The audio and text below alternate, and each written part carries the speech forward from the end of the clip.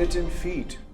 The smitten feet in the end times is a prophetic foreshadow of the kingdom of God, smashing the feet of the kingdom of the beast.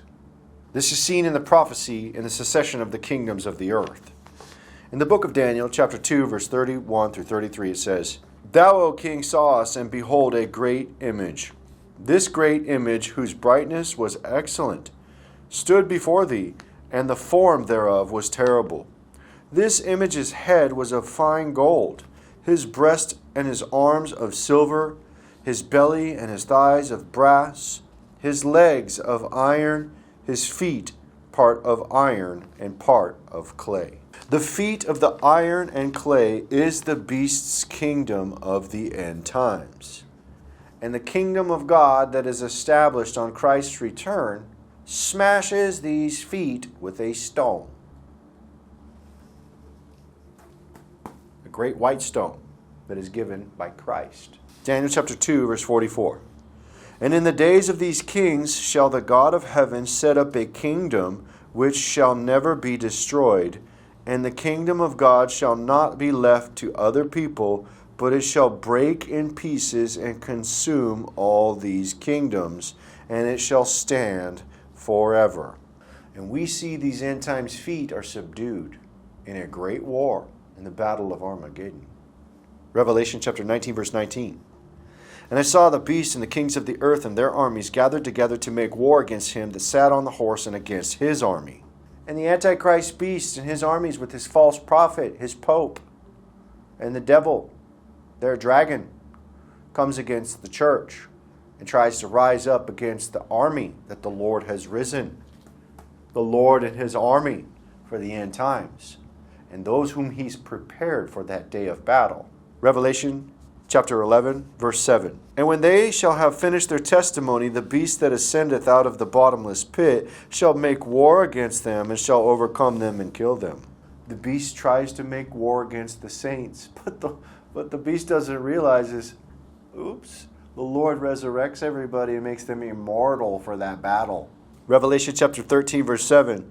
And it was given unto him to make war with the saints and to overcome them, and power was given him over all kindreds and tongues and nations. But the prophecy tells us how this ends.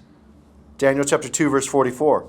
And in the days of these kings shall the God of heaven set up a kingdom which shall never be destroyed, and the kingdom shall not be left to other people, but it shall break in pieces and consume all these kingdoms, and it shall stand forever.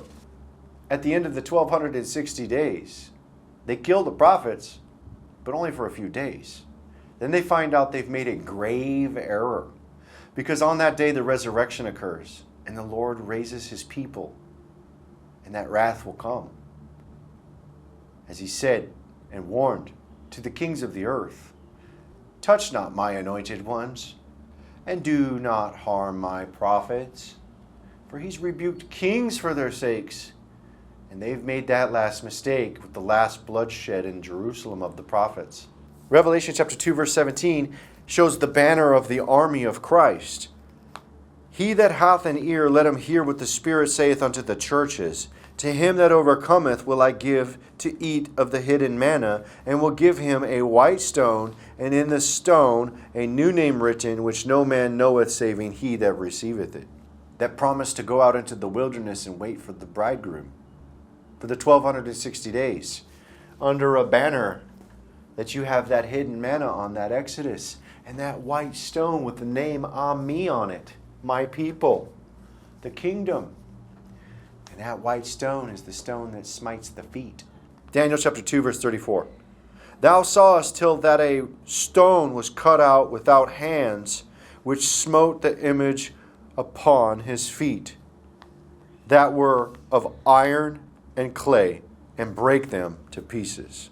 We see it's the beast kingdom of the feet of the iron and clay that gets smashed by that stone. Yeah. Daniel chapter 2, verse 35. Then was the iron, the clay, the brass, the silver, the gold broken to pieces together, and became like the chaff of the summer threshing floors, and the wind carried them away, that no place was found for them. And the stone that smote the image became a great mountain and filled the whole earth. We see here the stone smiting the feet becomes a great mountain. And what does a mountain mean? What does the word mountain mean prophetically? It means kingdom. Jeremiah chapter 51, verse 25. Behold, I am against thee, O destroying mountain, saith the Lord, which destroyeth all the earth. And I will stretch out mine hand upon thee, and roll thee down from the rocks, and will make thee a burnt mountain. This is very clear that the stone that smites the feet, in the end, on Christ's return, turns into a great mountain, the kingdom of God on his return.